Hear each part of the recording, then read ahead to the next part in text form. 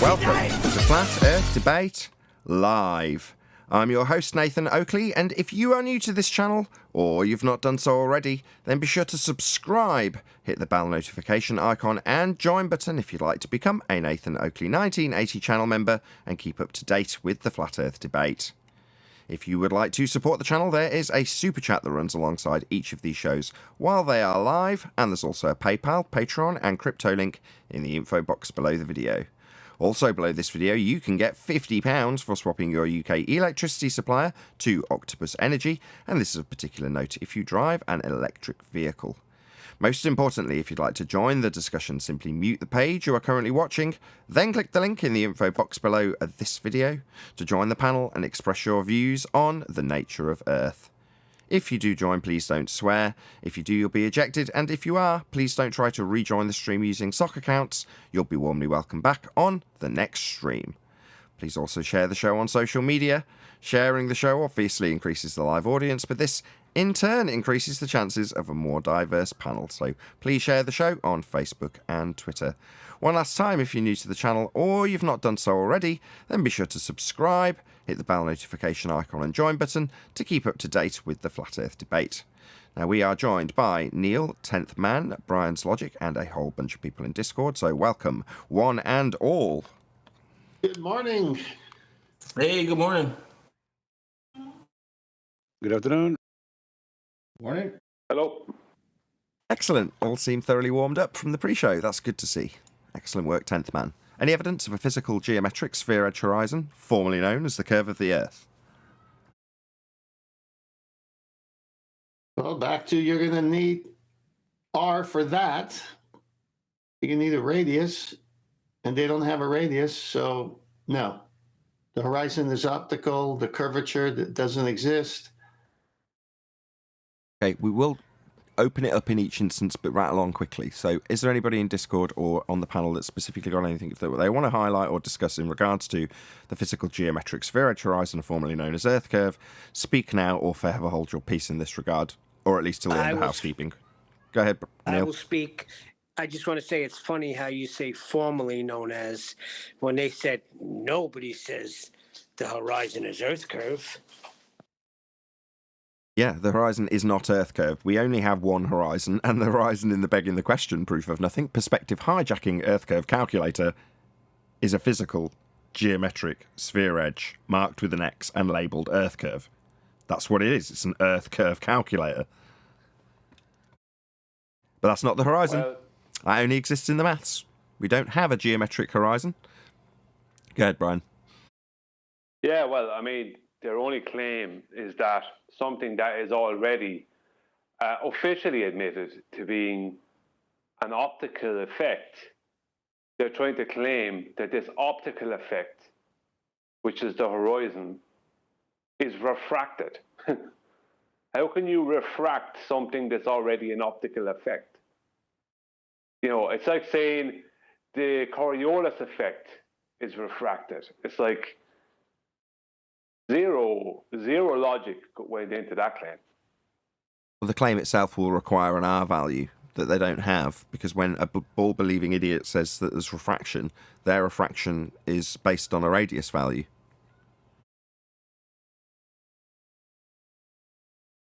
Hello, guys. Hello, good to have you. Arwin, subscribe today. Yeah. Hey, Brian. Okay, any more on Earth curve? It exists in the math alone. Perfect way to round out that part of housekeeping. Thank you, Arwin. Any evidence of a physical geometric sphere-edge horizon, formerly known as Earth curve, going once, going twice? Any evidence of axial rotation of the Earth-based variety? Wouldn't expect to see any deviation. You're going to need R for that. You will need R for that. Go on, Arwin. I was just saying we wouldn't expect to see any deviation. Yeah, we would. If you're living on a sphere, you have a fundamental belief in the premise that Earth will demonstrate a drift. That drift is a not actual deflection at a rate of 15 degrees an hour caused by you turning underneath things that aren't attached to a sphere Earth. That is the premise that is asserted by our globe-believing idiots. and that is something that we do not see. So as an anti-flat Earth idiot, you would then assert to me, having pointed out that we don't observe this 15 degrees an hour drift that is claimed by a spinning Earth, that we wouldn't expect to see the 15 degrees an hour drift claimed by a spinning Earth. That's what I would be told by an anti-flat earther. In other words, deny the claim in the first instance when it's proven to not be true. Any more? That claim... Yeah, Brian, I have something to it's say. your pet project, pet subject rather. Go ahead.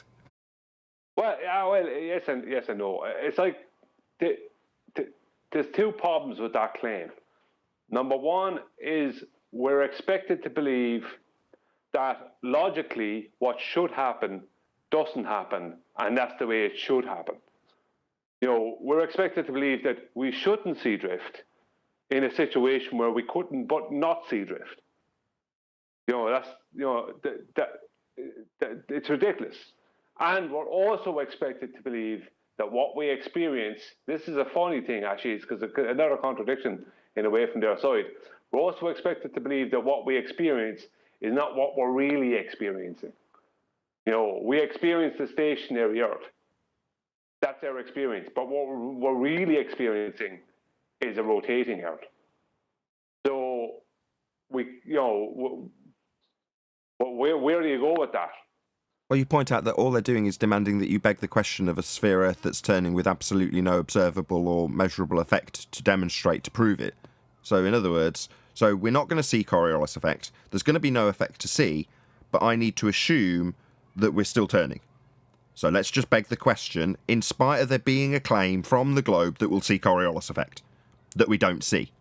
So just assume that we're spinning and ignore the fact we don't see Coriolis effect. That's what you're saying, Brian. The natural consequence of a globe Earth that turns is the very claim they make. That would be to say that if we had a turning Earth, there can't not be Coriolis effect. That's a natural effect that's going to be induced by virtue of you turning underneath things that aren't attached to you on a turning reference frame. That's what would happen, and that's what they claim we'll see. So we go, it's claimed to happen, we're claimed to have it in effect, we're claimed to be able to see it, we have examples of Neil deGrasse Tyson telling us how we'll see it, we have you on the globe side showing us claims that it will occur for snipers. That's not actual deflection from a bullet leaving a gun and then Earth turning beneath the bullet. That's the claim. But when you go, hold on, that will affect flight times. A flight from Charlotte, North Carolina to Los Angeles will only take an hour and a half if Earth's turning beneath it. And that is how you induce the effect of observing it seem to drift from the ground. That's Coriolis drift. So for us to see the plane seem to curve from the ground, we've got to turn beneath it.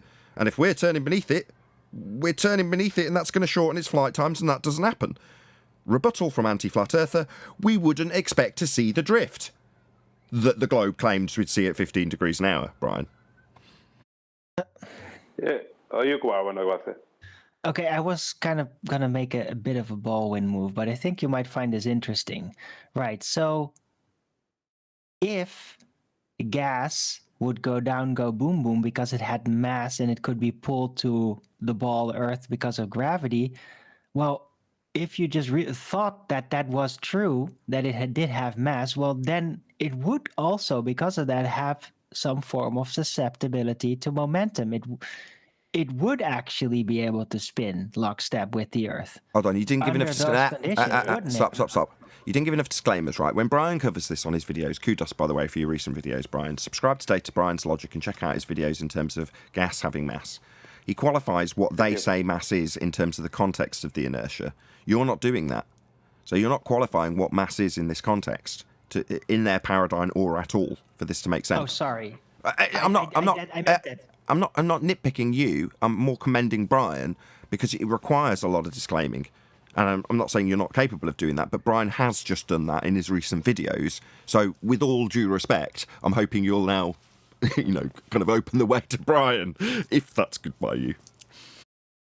But it's just that, hey, if they believe that gas functions that way, which it doesn't, by the way, but if it would, well, then maybe from that same perspective, the argument that it would move lockstep with the rotation of the Earth wouldn't be that far-fetched. Now, of course, gas doesn't actually behave that way, and because of that, it is completely impossible. But if it would have, and gravity would have been pulling it down to ball Earth, then then it would also be able to move lockstep with the spin. No, it wouldn't. Only if it was in containment. No. So you're describing containment as gravity in this description. And no, gravity isn't a container. For you to have it to move as you describe in lockstep, it doesn't require that it goes down, go boom, boom. It requires that it's all contained. I know. It was an if I statement. tried to plead with him, Brian. I know you're chomping at the bit. I know. What do you want me to do, Brian? What do you want? I know. Well, look, it's like this. It's very simple. To kill all that, for a start, mass is still not clearly defined. I just gave a history of a changing definition to mass with the changing of their description of gravity, and just basically a changing of their model, basically. Objects weigh more in a vacuum, so we know for definite that air does not have a downward vector, right? There is no downward vector, singular downward vector air.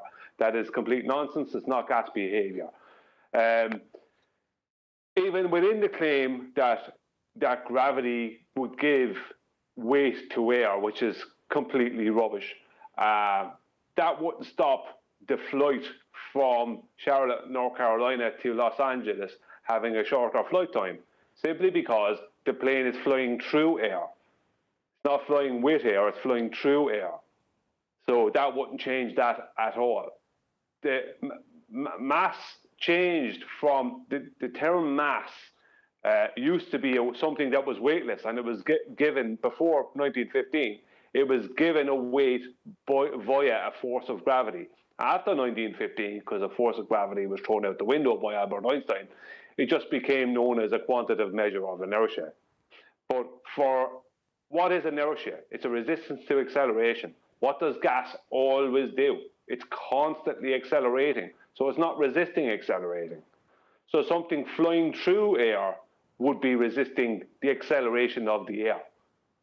Not air. Air is not resisting acceleration. It can't do. That's exactly, it only accelerates. That's all it does. You know, air constantly accelerates with changing temperatures. You know, but that's what it does. So every single thing, right, including a drop of water, falls through air. But helium balloons don't, they go up. Steam goes up. So the only things that can be weighed are things that will fall through air. So things have to have a singular downward vector to be weighed. And someone said to me in the comments on my video, an object in free fall has no weight. It's like, that's not true. If it's free falling, if it's falling, it means it has weight. Gas does not fall. So there's nowhere for that argument to go. Perfect. Good summary. And again, I'll advise the audience, subscribe today. Brian's Logic is the name of the YouTube channel. And Brian's got a very no-nonsense videography technique. In other words, he's straight down to business, talking about what's being talked about in as concise a manner as he can. No frills, no nonsense, just info, well-researched, nice and concise. Check out Brian's Logic's channel. Subscribe today. I'm going to blow my own trumpet as we're in the middle of getting people to subscribe places. Thank you. No worries. Subscribe here. I have actually recently, even though a couple of days ago, without updated stats, I said, we don't get very many new people here. Well, actually we do at the moment, for whatever reason. There's quite a few new people that are mustering by this show. Wonderful news. The audience figures seem to have gone up as well, which I'm very delighted about. But if you aren't already subscribed to Nathan Oakley, I know I say it in the intro, or Nathan Oakley 1980 YouTube channels, then subscribe today, as we are very much at the tip of the spear. I do not mind blowing our own trumpet when it comes to flat earth information. We are on the cutting edge of that particular subject matter, so there is no reason why you shouldn't be subscribed if you're here. But if you're not, subscribe today. Moving on with housekeeping. Any evidence? Can I say something first? You can. Go ahead, Neil. Brian, that was outstanding. Brian's on fire at the moment. There's no two ways about it. Arwin, on the other hand, I'm only joking. He's just antagonist. He knows where to push my buttons, and I watch the chat go by when a Sleeping Warrior saying, "Look, Arwin, gravity's not a container," and Arwin's putting laughy cry face. Yeah, I know. Yeah, thanks, Arwin, bastard. Yeah, but my statement was still correct, though, technically. Because if... For what they believe. gas Yes, it was. Yeah, If they believe that. and Yeah. I'm just trying to highlight the psychological perspective as to how they would come to that conclusion and not find an objection. It's not because they're looking from the perspective of actually physically proven physics out there. No, I totally appreciate that. And I commend you. You even disclaimed saying you're going to play a bit of Baldwin, and you did. But ultimately speaking, what you're doing is saying if their belief in gas go down, go boom, boom, and gravity as a container holds true, then they've got a world without problems. Well, yeah, okay. If you've got a fundamentalist religious belief in a sphere Earth and a sky vacuum and you don't mind violations of natural law, then you've got no problems also, Arwin. Any evidence that we can have gas pressure without a container, though? Just before we go off of that, Nathan, just one thing. Yeah, you have to pay attention to what I said, though, Arwin. Even if all that, what the borders claim is true, the airplane is still flying through the air. So it still would have a shorter flight time east to west than west to east. But that doesn't happen. No, you misunderstand the entire premise of what I was laying down. No, I was arguing why on the ball mechanics world that's disproven, but if it wasn't disproven, if it did work like that, then there would be no rotation. There would be rotation. The gas would literally rotate. It would No have effect. momentum. You're saying, If yeah, it let me just say, hold on, stop. So there's no confusion. Stop. Hello. No, just so there's not confusion for Brian. You're saying there'd be no effect, Brian, if what they said held true with gravity as a container, gas going down, go boom, boom because of weight.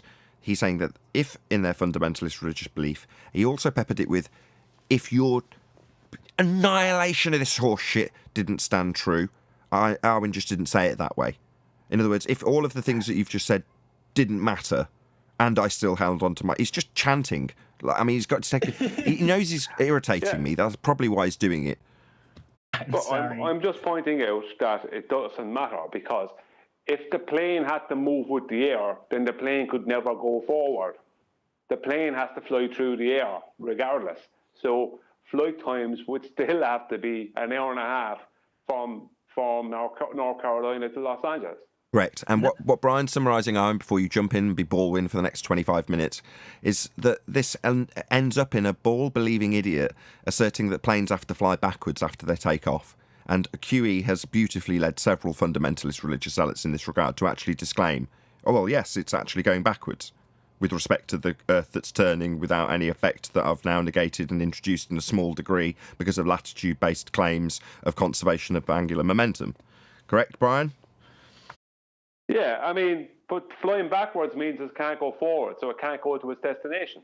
If your destination, you're a pilot and your destination is Los Angeles and you're leaving North Carolina, how are you going to get there if you have to move with the air that's moving with a globe Earth? It's very simple. You can't. You gotta listen, can. he said it you flies can. through the air. In my conception, which is not reality, yeah, you can, and I explained why. Okay. I don't want to hear the explanation of Arwin's Baldwin reality where he puts himself in the mindset of a baller to give us this convoluted nonsense explanation. In reality, yeah, Brian, you're absolutely correct. And to draw a line under this while Arwin rumpusses the living hell out of me, I'm going to say no, because this entire argument is hinged on their claim that we'll have Coriolis deflection. So as clever as Arwin thinks he's being to try and get into the convoluted gaggle screw of whether or not we will see drift in an aeroplane, this effect that's claimed by Globe Earth is only observable from the ground. So when you veer off into detailing what's going to happen to the flight, you end up losing track of the actual original claim made by Globe Earth. The Globe Earth claims we will have Coriolis deflection. That is only observable as you turn beneath. And Baldwin is successful, if I don't interrupt him at this stage, in getting us away from the effect that the Globe Earth claims that we're debunking, that would be Coriolis deflection, observable as you turn beneath things on a spinning Earth, versus what the bloody plane's doing. Now, QE will detail with disclaimers that when you're arguing this with a baller, the effect we're arguing is Coriolis when you establish what causes that effect that the globe claims. And what causes that effect is Earth turning beneath things that aren't attached. Now, once you've established that that is the effect that Globe Earth are claiming, you as the Flat Earther may point out the consequences of that effect. observed as you turn beneath things, watching them seem to drift. Well, watching a plane seem to drift would shorten its flight time. Now, you can do that as a flat earther, but Baldwin can't do that as a globe-believing proponent because your effect is only arguable from the ground. My demolishment of your effect and the natural consequences by pointing out the flight won't mean that you can suddenly start arguing from the standpoint of the flight. You have no reason to give me trajectories of planes and details in terms of why flights would or wouldn't be shortened, because your effect is only observable from the ground, and my annihilation is usually taken, like Baldwin's done, to spin it away from the effect that's actually being claimed, because that isn't observed. Could I point something out too? Straw man of my conception, which started with an immediate interruption before I could even explain what I was talking about. So now the tactic is moan about the process that's taken place when I've cut Arwin's legs off, because the globe Earth claim, and he's declared that he's going to be Baldwin, is going to start by detailing how we should or shouldn't have shortened flight times. Now that's the end of the argument, not the intermediate part of the argument that an argument from a ball point of view is going to start. You can't start it from that point of view, because the ball starts from the point of view of the observation of Coriolis deflection, only capable from the ground. This is all still begging the question, though, because if you allow them a non-inertial turning reference frame, you're begging the question of a radius at that point. But at which point there's an effect, a natural consequence, where we're going to see things drifting because we're turning beneath them. So in other words, to annihilate the claim, the natural consequences of the claim that we don't observe have to be pointed out. Now, they'll then take that to mean, well, I'm going to point out your concise summary of what the globe Earth claims and spin that into your flat Earth claim. So you're saying we should see drift, Mr. Flat Earther. That's what they'll do. Right, but at that point, you should point out that the Earth doesn't have a radius. There would be no Coriolis effect on Earth. Right, so thank you. You've drawn a concise close to this. Yeah, I'll always thank you for this, John, because it was you that first pointed out that you can draw any Coriolis argument conversation to a very swift close by asking for the R value, for their radian value, to give them their turn rate, right? Right. Once the radius was debunked, they have nothing.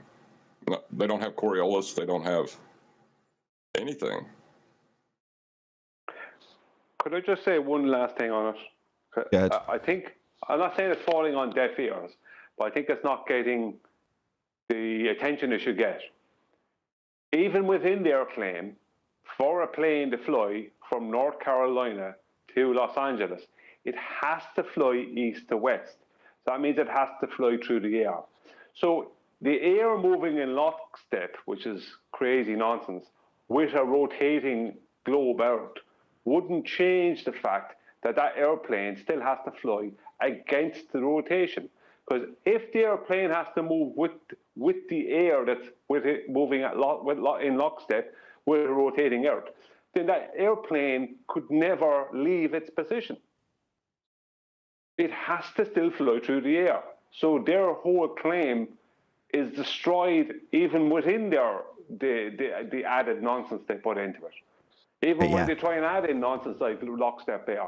Right, I was going to say, you said as part of their claim, it isn't. So you're saying as part of the nonsense they strap on after they've been debunked. After you point out there's no drift to observe, they then strap on this nonsense of a turning Earth without containment that's got Earth and atmosphere moving in lockstep. Well, all of those assumptions, sphere-shaped air, R value, as John's just pointed out, are all debunked. But it isn't their paradigm. It isn't their claim. It is just nonsense anti-flat Earth to strap on after they've been debunked. But you're saying even within the anti-flat Earth nonsense that's strapped onto a debunked claim of Coriolis effect that we don't see, I can still debunk it, because if that happened when flying west, they're still working their way against the air that's moving in lockstep, which is going to have some consequences also. But ultimately, while I agree with you taking the effort to go to the degree you have and debunk the anti-flat Earth claim, it is not the globe claim. No, it's not. But the fundamentals of it is that you will still see the Coriolis effect in those circumstances, because you have to be able to see the plane flying against the rotation of their globe, even with lockstep air, simply because it has to go east to west to go to where it needs to go. So no matter what Agreed. you want to see drift. Agreed. In the anti-flat Earth paradigm, that does unbelievably demolish their non-claim that the globe Earth has to get around when we debunk it. I'll agree. You know, you've worked this through based on what they're claiming, but they are the minority of minorities, and in many ways that's what they're here for, right? To occupy our time debunking the strap-on, end of claim, mashed together nonsense that comes after their claim fails. So yeah, okay, it's good that you're going to that degree, because otherwise they'd just claim that that's the thing that undoes it. And somebody who doesn't look into the original claim, which most people won't, they'll just hear an anti-flat earther when they look up, oh, all right, somebody's saying it's debunked. And then they go to the anti-flat earther who says, why would the flat earther say we were expecting to see drift? And the audience member doesn't go, well, because Earth says we've got 15 degrees drift. That's Coriolis. That's what they say we've got. They're just going to say, yeah, why would the flat earther? Good question, Mr. Confidence Trickster. That's all they're going to do. So yes, you've got to debunk it and point out that A, that doesn't work either, and B, it's not your claim on a globe Earth, your claim's drift that we don't see. You explaining away why we don't see it's not going to wash. But nice try, and here's how what you've tried also fails. May I give a response that will maybe help people understand why they shouldn't go down this road of arguing Coriolis? Because they haven't got R. Go ahead. No, that's not, I'm just being facetious. No. If you continue arguing Coriolis with them, all they have to do is take the position that I don't know why the Earth doesn't do that as a non-inertial turning reference frame, but it's still a non-inertial turning reference frame. Yeah, no matter what you show them happening or not happening, they're always going to take it to, I'm going to explain why whatever you've got an objection with occurs or doesn't occur, while still assuming I've got a turning Earth beneath my feet, regardless of whether it does or doesn't yield any effect to show you. I'm still going to assume Earth's turning. That's what you're saying, right? Yeah, they don't really care. As long as Earth is turning in the example, they're happy. Because they have their radian values that they can assume. And if you're assuming it with them, they're tickled to death because you're halfway there. Right. Yeah, it's a tightrope that you have, or that I at least have to try and negotiate when I'm detailing the effect that they're claiming and giving a multitude of disclaimers to say I'm now detailing the non-inertial turning reference frame of a roundabout with a balloon being let go from it and you observing it corkscrew away because you're turning beneath it. There's no reference to a turning Earth at that point. And I catch them out because I'm well versed in doing it after a couple of years now, where when they start detailing how we won't expect to see drift, I just immediately transpose on the roundabout example. Oh, so we're not expecting to see drift as we turn beneath things on a roundabout? Oh, no, only on Earth. Oh, right, so no Coriolis effect on Earth then, and so it goes on. Yeah, that's Wouldn't about the the only plane have way. to travel faster than 1,000 miles an hour? Say that again. See that? Just one second, John. Way. Just 1 sec, John. Say that again, whoever that was. Wouldn't the plane have to travel faster than 1,000 miles an hour to beat the Coriolis? Yeah, that's where you end up with them saying that the flight initially, it's, at least in some instances I've heard it initially or just outright, flying backwards when it first leaves the ground. That's the kind of nonsense level that they can get taken to by somebody who's well versed in this argument, like Quantum Eraser. No, the plane would fly through the air to get from point A to point B. And if it's flying against the rotation of the Earth, you will see, of a globe Earth, you will see the Coriolis effect, even within that claim. Okay, fun though this is. It has to get there. Let's move on from Coriolis effect. Yeah. Go ahead, Brian. Round out your point if you've got one.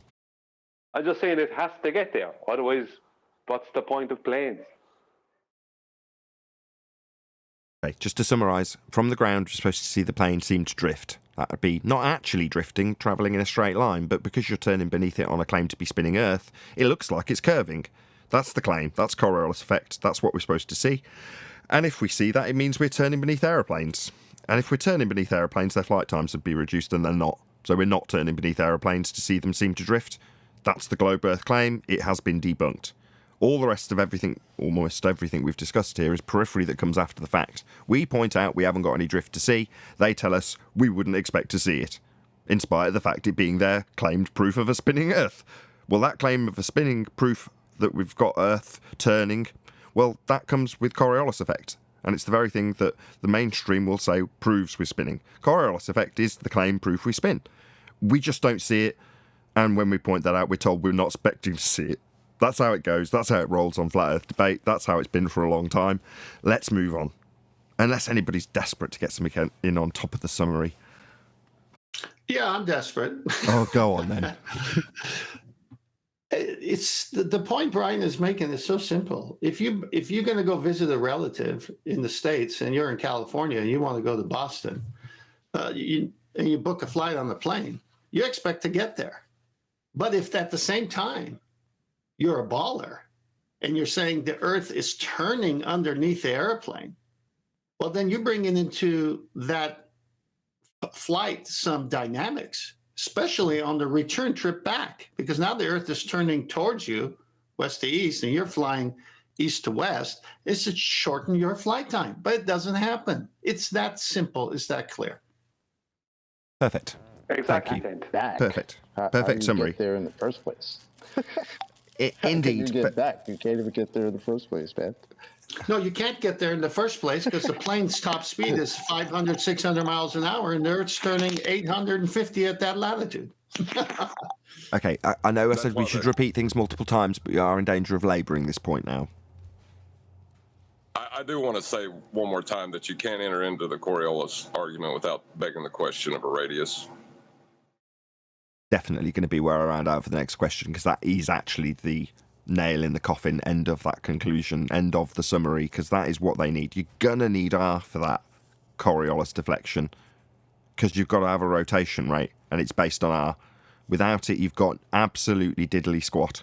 So you're going to need R. Any evidence that you can have gas pressure without a container? Even if there was a radius, that wouldn't be possible.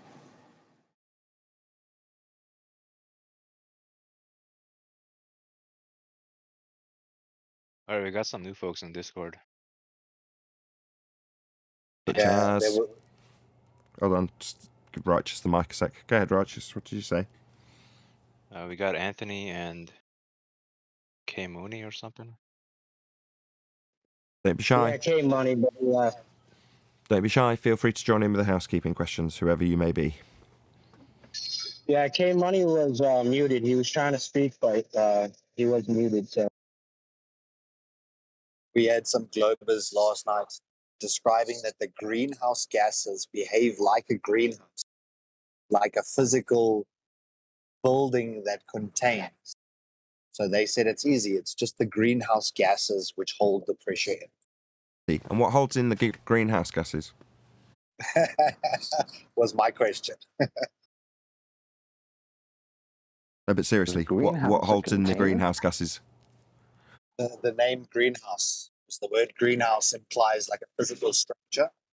So you just put greenhouse in front of gas and then it doesn't behave like gas. Oh, I see. No, I've got a better explanation, Ballers. Yeah, you can take this. You can write this down. Ballers, get a pen. Right? What you can answer that question with when someone like me says, well, what's containing the greenhouse gases? Write this down. The container gases. Yeah, that'll work in the same exact way. Just say, that'll be the container gases that we've got. Those magical container gases that are gases that act like containers, like solid structures all joined together with intermolecular bonds. Yeah, well, they can just be the same as the gases that have no bonds and contain stuff. Just say the container gases, right? Greenhouse gases, container gases, you know what I'm talking about.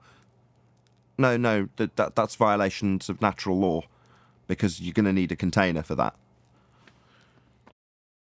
I actually own 6 greenhouses. Well said. And I actually own 6 greenhouses, and when you walk in there, it is hot. Unless you open the doors and roll up the sides and allow the gases to escape.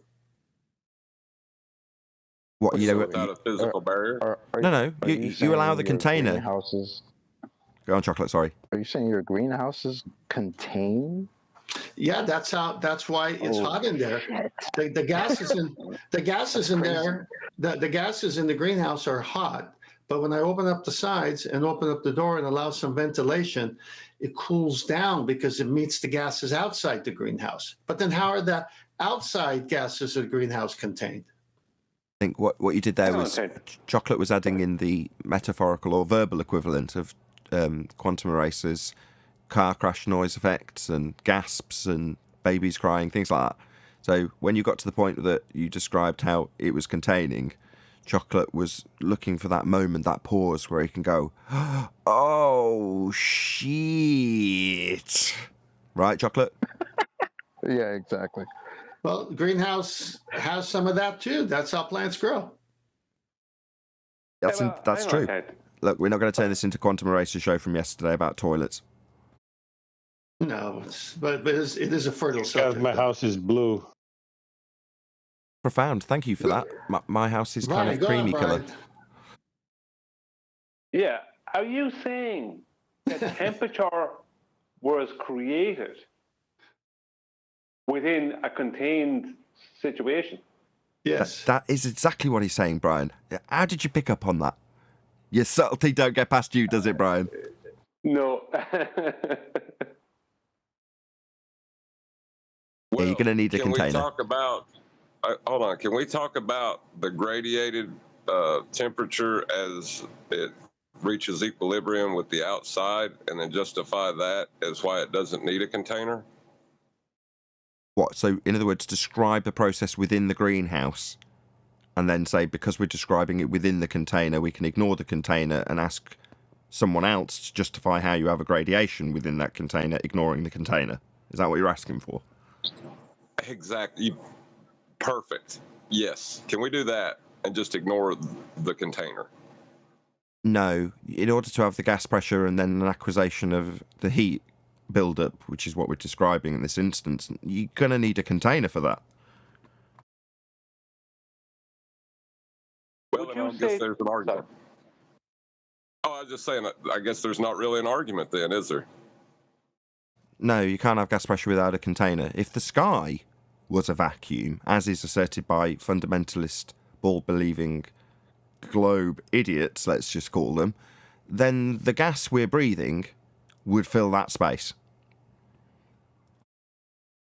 Well, they like to point to the differential pressure at high altitude because that's considered a vacuum when you have differential pressure. They like to point to that and say, well, if that was the case, then why isn't the pressure on Everest the same as it is on the ground?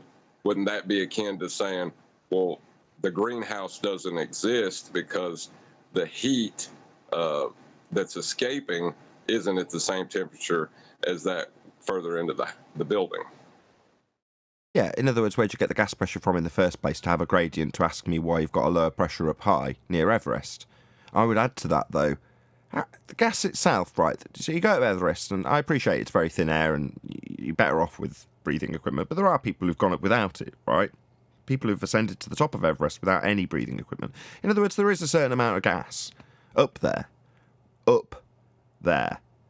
So where are these gases produced? They're produced down low, right, at the ground? Yes. So Yes, they're well, asking there's you... vegetation and- So they're asking you about gases that have, correct me if I'm wrong, made their way up towards the top of Everest, right? But, well, that would be a violation of gravity, so no, they didn't make their way up. Oh, but they're asking you about the gases that are definitely on top. This is their question about gases at the top of Everest and thin air higher up, right? Well, yeah, Violation but of what? So my point here is, things go down, go boom, boom. let's say they say it's 0.00001 psi for the sake of argument. Yeah? They say, oh, I don't know, 100 kilometres, it's what we all call a vacuum.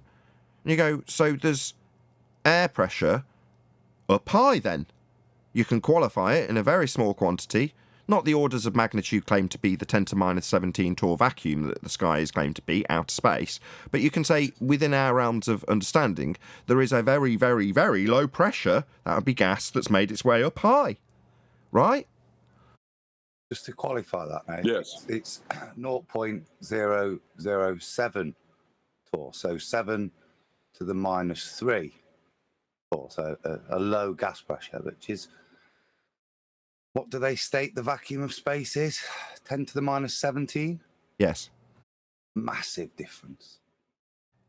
What did you say? Massive difference between that. A much bigger difference between that and the vacuum of space than what they're saying is at 100 miles compared to standard atmospheric pressure, then we're talking, what, 1, 2, 3,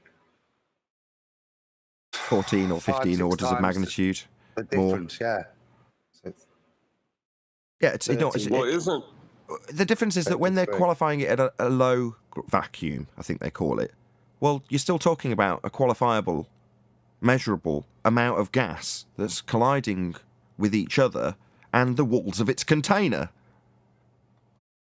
Correct. Yeah, gas at pressure. Yeah, number one, it's made its way up then.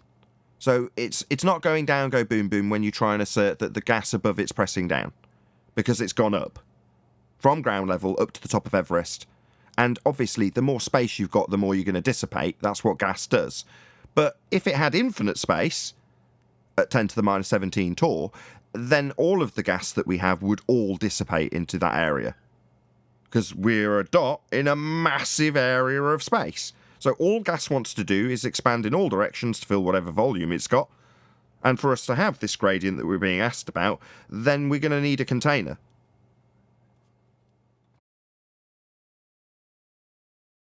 Any more for any more on? Covered that pretty good. I think so. That's Maybe what I'm there's asking. not enough volume all the way up. They're saying No, we this don't. is a nonsense. Hold on. Go ahead. Hold on. Chaos, go ahead. Ask your question again. I said maybe there's not enough volume to get all the way up there. What do you mean get not enough volume? All gas does is expand in whatever direction it's expanding in. And then it does Right, that but until it up collides with at something. Everest, there's not as much. So there's not enough volume of gas to I'll go explain all the that if way you want, up. Nathan. Sorry, I don't know what's being If you said. want- Can you clarify for me, Brian? I don't understand. Yeah, he's talking about a differential in volume of gas. Let's just say at the differential in pressure at higher altitudes than at lower altitudes. If you research something called thermal columns and air boundary layers, you will see that you could below 10 miles there is at least 75% of all our air supply. But below the local boundary layers, which is between where the clouds form and the ground, there is about 75% again of that 75%, maybe even more. I gotcha. So what you're saying is within the area where you have a phase change, in other words, it's not going to continue on in that direction in that vector because it's changing into a liquid and then it's going to fall back down because of its density increase when it accumulates other particles that are condensing into the liquid. Therefore, at that point, what is below it is essentially being contained by something that does have intermolecular bonds at the point of phase change. And you're saying that's described as a boundary layer. Yeah, I can understand that in terms of the description of that dynamic system. I can also appreciate that if you're going to say there's a vast quantity of water in the air, which there is, then that is going to be contained within that density, within that area, between where it's phase change back to a more solid state, so it can collide with each other and then form more and more, bonds and then fall back down with density as rain. Well, you can appreciate that that process is going to preclude whatever is above that layer being full of more water and more of the other gases that are between that and what is described as a boundary layer. But, big but, for that process to occur in the first instance, you know what you're going to need before any of that can take place, Brian? A container. Right. So fascinating though dynamic systems are, and boundary layers, if they're being described arbitrarily as that boundary by us in our verbalistic way of doing so, then that doesn't ultimately change the fact that to have gas pressure in the first place, to then have a delta of gas pressure, which would be a gas pressure gradient, and then a delta of the gas pressure gradient, which would be a dynamic system, still starts with the antecedent consequent relationship of containment and gas pressure. You still need a container for that. Yeah, you see, Very good, thank you. The thing about it is that at 10 miles up, the temperature is minus 51 degrees. So what you have above boundary layers, you'll notice that airplanes, commercial aircraft, will fly above the boundary layers. They fly in what they call the free air. They call it the free atmosphere. Right? I understand that word is a bit tricky, but that's what they call it, the free atmosphere. And the reason is that there isn't the same density of air up there because it's a lot colder. And all the particulates and all these kind of aerosols and all that, they are caught at the boundary layer. And it's like a filter system where the air that gets through is cleaner. It's basically a cleaning system for the air. But there's a load more goes into it because you have three major convection cells, and every thermal column is also a convection column. The most amount of convection happens between the tropics, and then you have the convection that happens either side of the tropics, but from there up to close to the polar Arctic regions, and then you have another convection cell at each Arctic region, and there isn't as much convection there, obviously, because of the cold. What controls the whole system, and everything is controlled by temperature.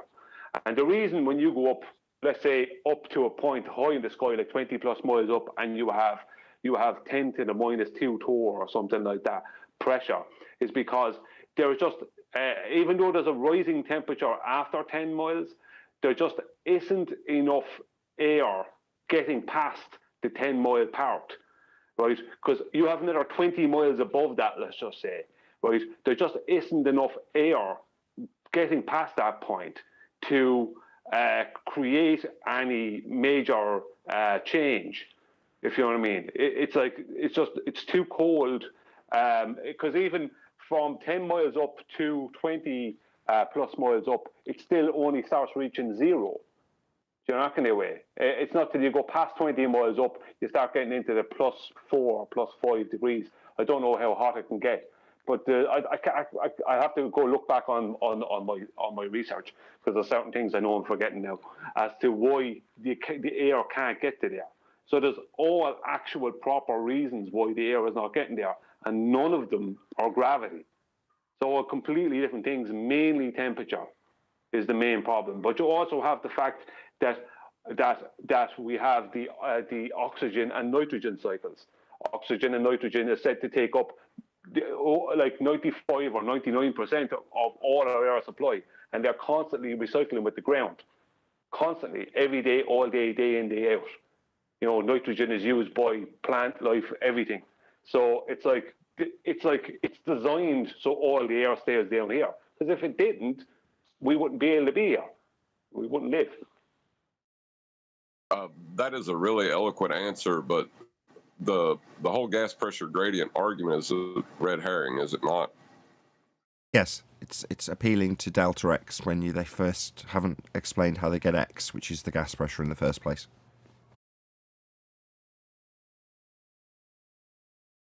Can't appeal to a gas pressure gradient. That's delta X, because to have a gas pressure gradient, you first got to have gas pressure. That requires containment. It's an antecedent consequent relationship that you can't get around by appealing to something that's a delta of the question being asked. That question being, how can you have gas pressure without a container? And the answer is, you can't. Can I add something? Feel free.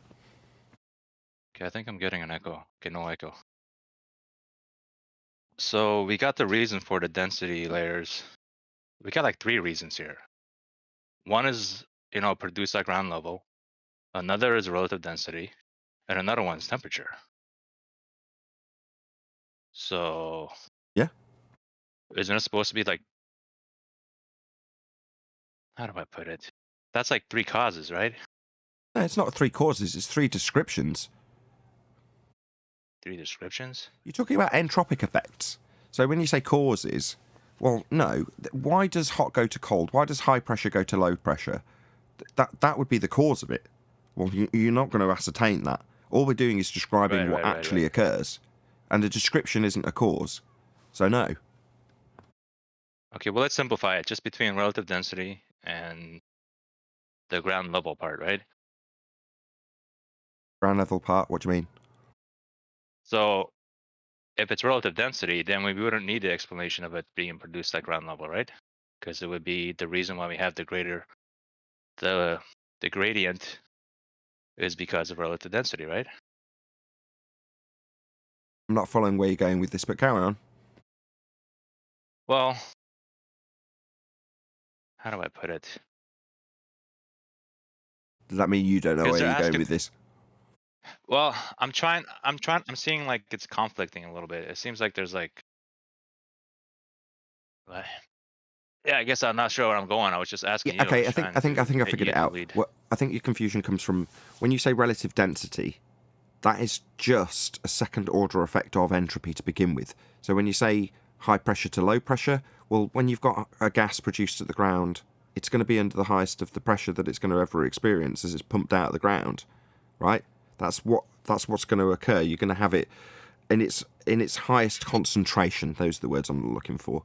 Yeah, as it changes phase from say water to liquid gas or to water vapor, you're going to have the highest concentration of that water vapor where it's being created. So therefore, the entropic effect is dispersion. Yeah? Well, you're saying, well, with relative density, well, no, you're just describing how something is dispersing into an already in existence gas pressure.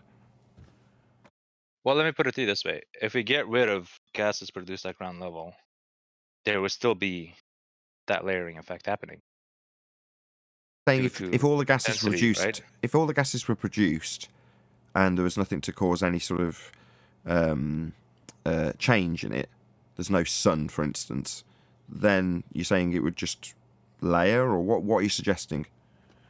If it wasn't produced at ground level, I still say it would layer due to denser gas and less denser gas. Correct? No, it wouldn't. The reason it wouldn't is because eventually all of the gases, which have got gaps between them, are going to just... There's no reason why they're going to clump together, unless Adam's going to give me a different description. They've all got So you're gaps. saying that Nothing's bonded. So you're saying the density effect of gases would not matter anymore. They would all just be equally distributed in the atmosphere if it wasn't. Oh, what do you mean? produced at ground level. Hold on. What do you mean the density of the gas? What do you mean? Can I answer? Well, there's different densities to gases, no? There's like different gases, or did I say different gases? Yeah, there's Yeah, but density they're all layers to mixed up. gases. Hold on. Let Brian just get to the end of his point. Oh, sorry.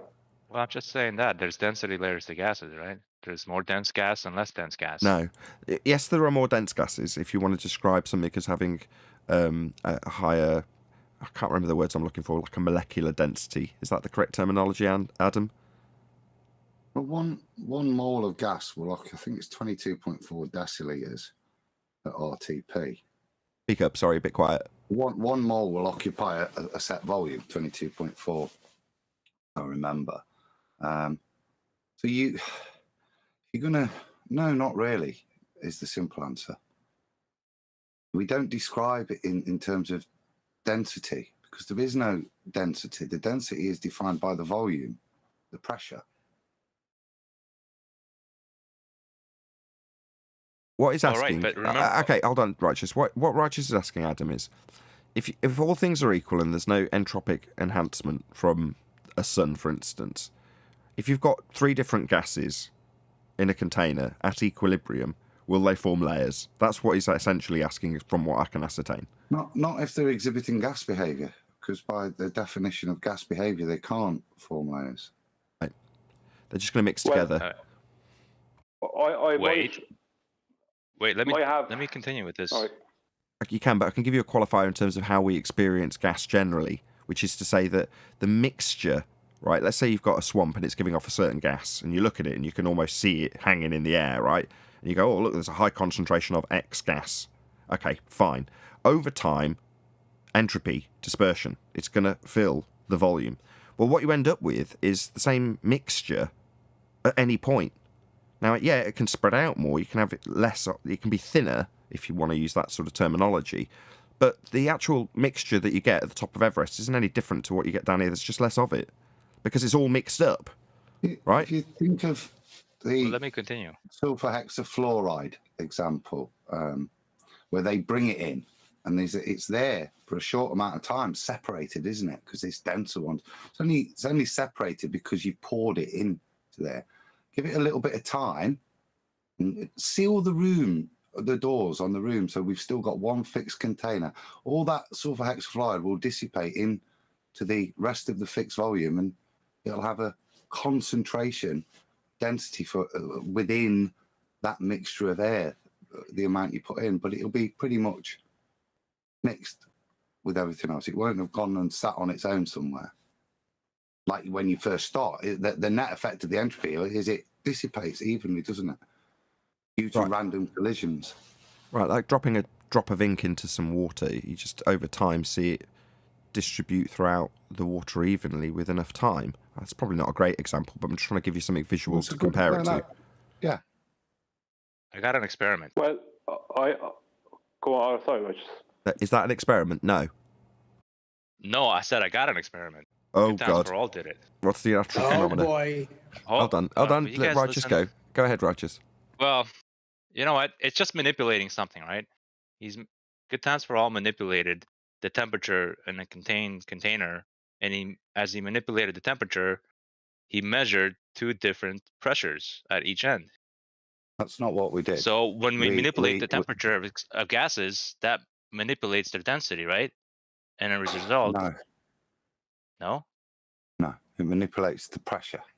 You energize the particle. So what we did when we set that up, we had one end of the tank in ice, so they were trying to create a very low local pressure there, and one end being heated with a blowtorch, so that the local effects at one end and the other would demonstrate slight pressure differences. Okay, and the way in which we're changing the pressure is locally taking away heat, which is what we did. So at one end we're heating it up. Now that pressure, if we leave it for a second and stop the dynamic import, the pressure will equalize again. But we kept the blowtorch on and we kept it in the ice, trying to keep these two things. But the whole entropy system, the entropy is still trying to play out and equalize and equalize and equalize. But we keep putting in and taking energy out one end and keep messing about with it. That's going to have a local effect where you're doing that energy exchange. Yeah. But the whole system inside is fighting hard to get back to equilibrium. It can't deny the effect you're having, but we're not. So what we're doing there is changing the local pressure. Yeah. So pressure is tied to density, right? No. What density? Density of what? If I compress a gas, is it not more dense? No, there's higher pressure. That's Boyle's law. Okay. QE always said, and I never understood why, but it makes sense. Don't describe gases in terms of that. Yeah, it's not. You can't describe it like that. You need to quantify, the pressure and the volume, and you've got an amount. Let me get this straight. So if I compress molecules together, they're not more dense? No, there's no density there. They're moving. They've got less space to move in. I have to disagree. And therefore they will generate a bigger pressure. But to try and conflate the term dense is kind of a misnomer, because you're taking away the understanding from the solid and liquid and trying to use that word in a you can use it if you really want to consider it as density, even though they're all moving constantly. Yeah. There isn't a fixed density in there, really, is there? It's fluid. It's moving all the time. It's varying at all different points. It's not some fixed measure that you can get. All right. That's not how gases or can be qualified.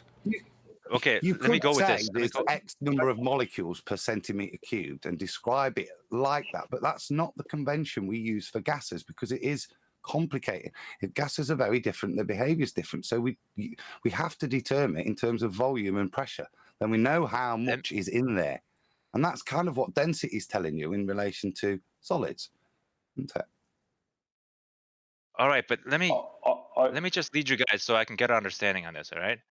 If there's more compressed gas, right, and there's less compressed gas, will not the less compressed gas be pushed up or away from the more compressed gas? Yeah, that's entropy. High pressure to low pressure? Dispersion? That's what you're describing. You're just describing the natural effect that gas will undergo when you experience an entropy increase or witness an entropy increase. Okay, so lower pressure to higher pressure. Okay, right. No, higher pressure to lower pressure. All right. But in terms of the molecule, Hold on. Just want to make sure you understand this fundamental premise. You understand that you fill a balloon, you blow it up, it's then above the pressure in the room, but when you pop it, you're witnessing an entropy increase. The high pressure in the balloon returning to the equilibrium that it once came. That is high pressure to low pressure. You can hear it when it goes bang.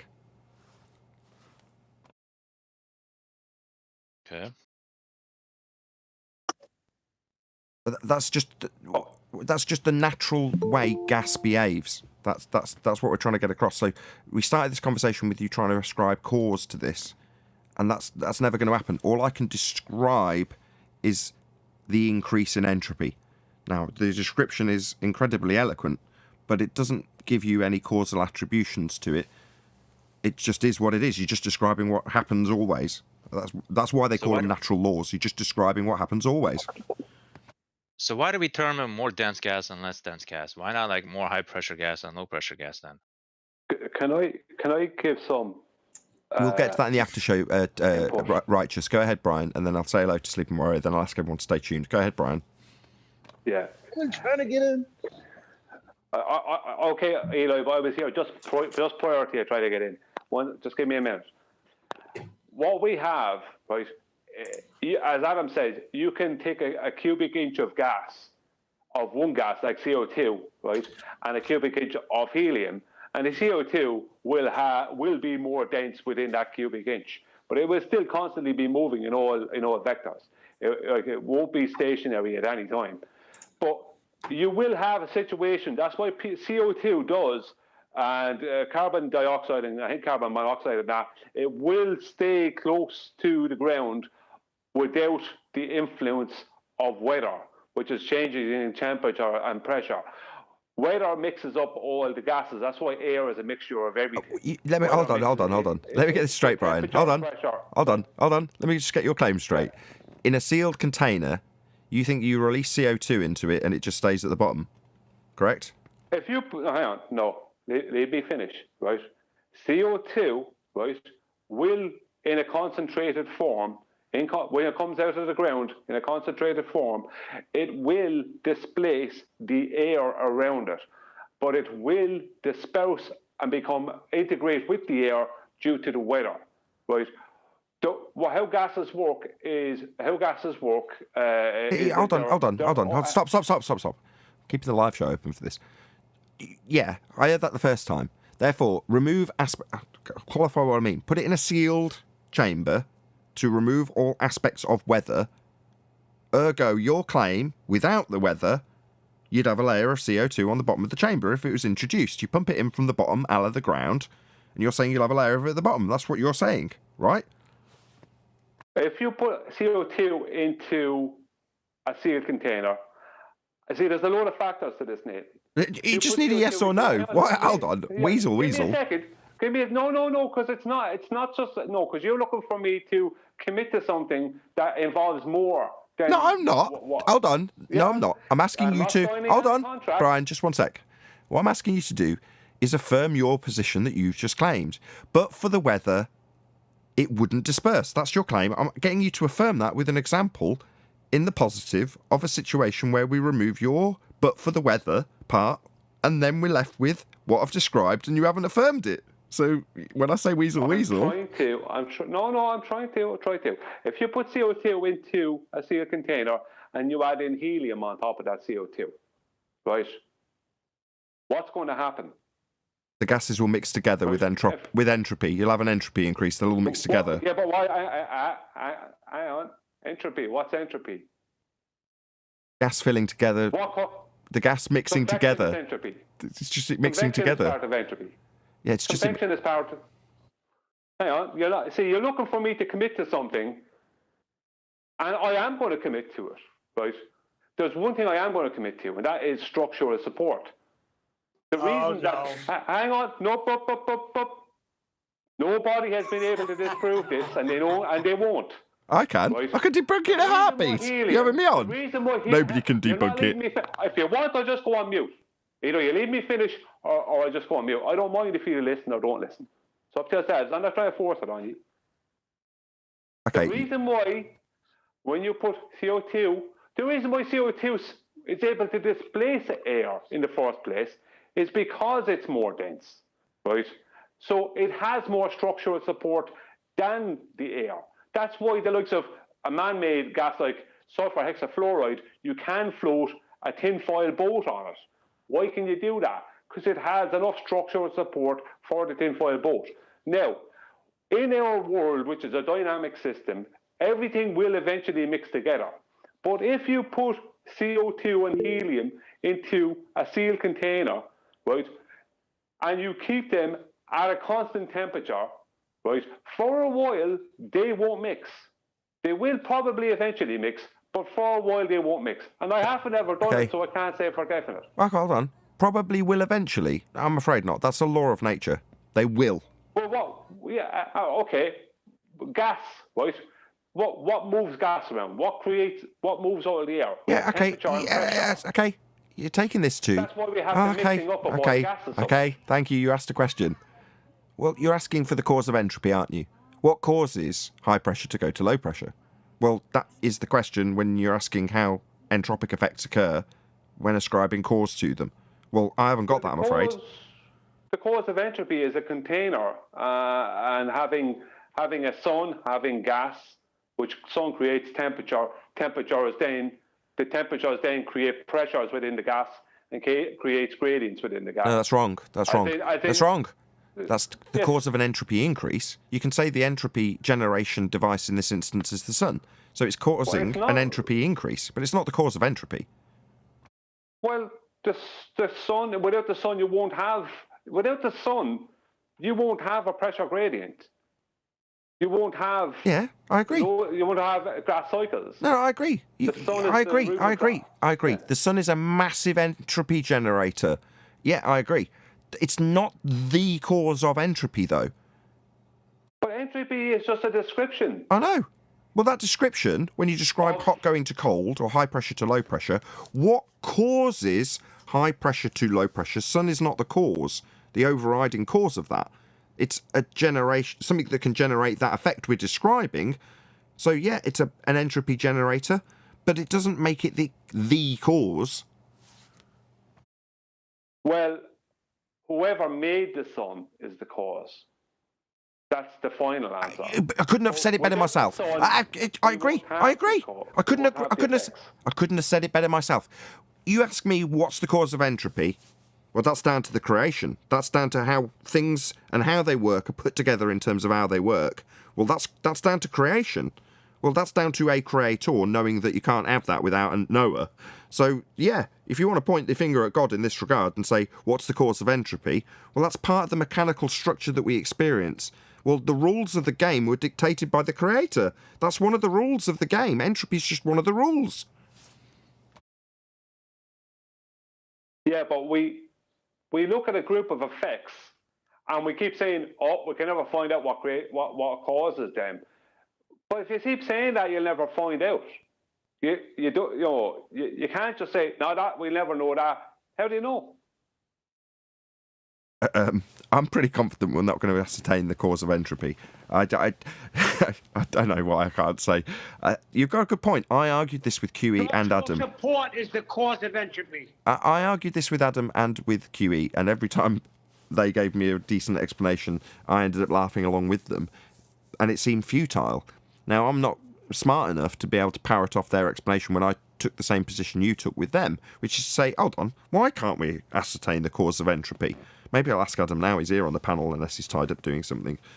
And we're still live, by the way. I'm here. I don't know. I'm not smart enough. Well, There is a suggestion. Wouldn't we have to eliminate the effect of entropy, like, or manipulate it in some kind of way?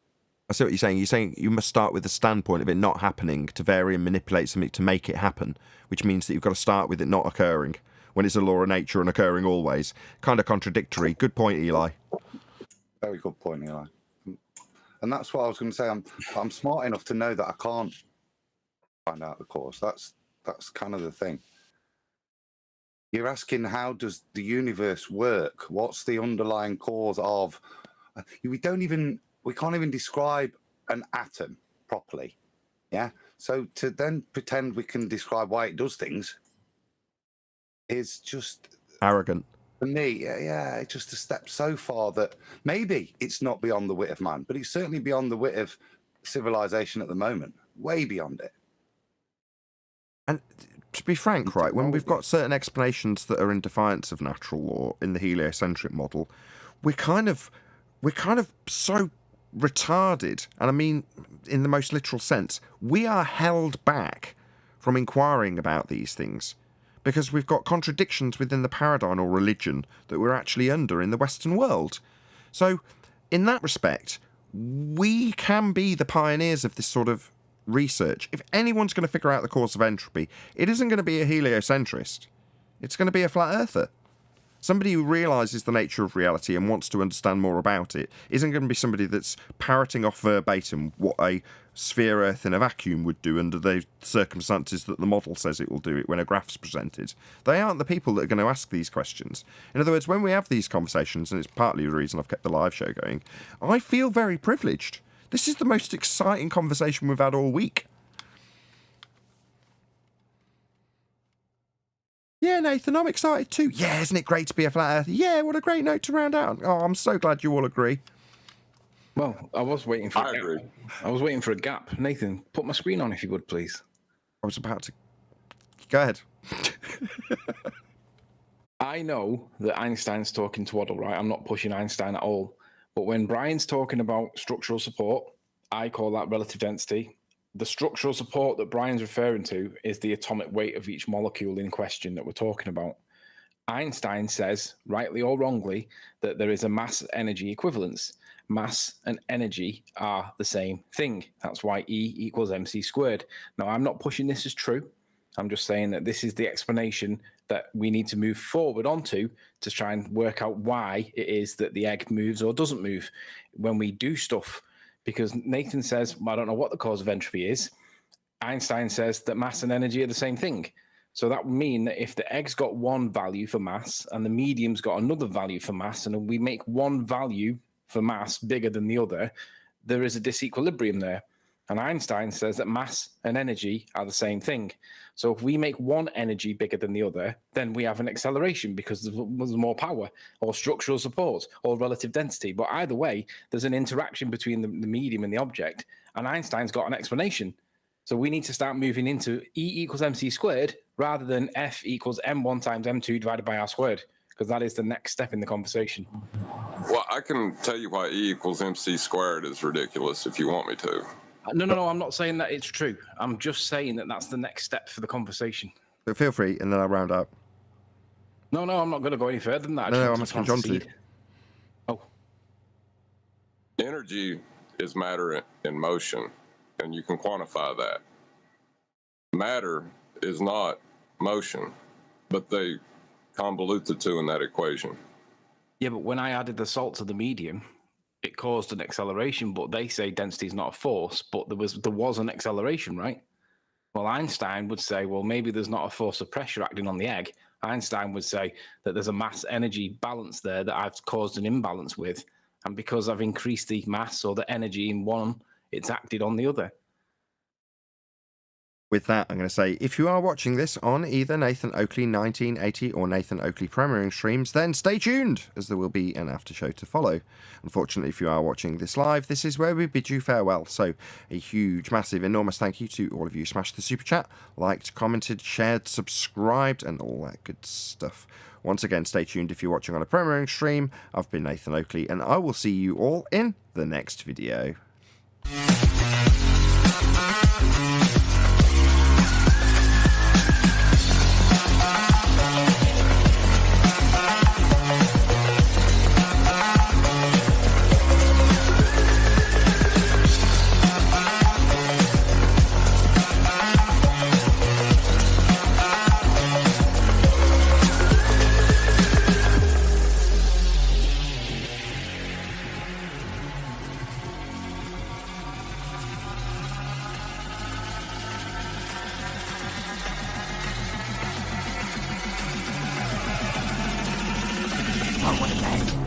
a lovely day.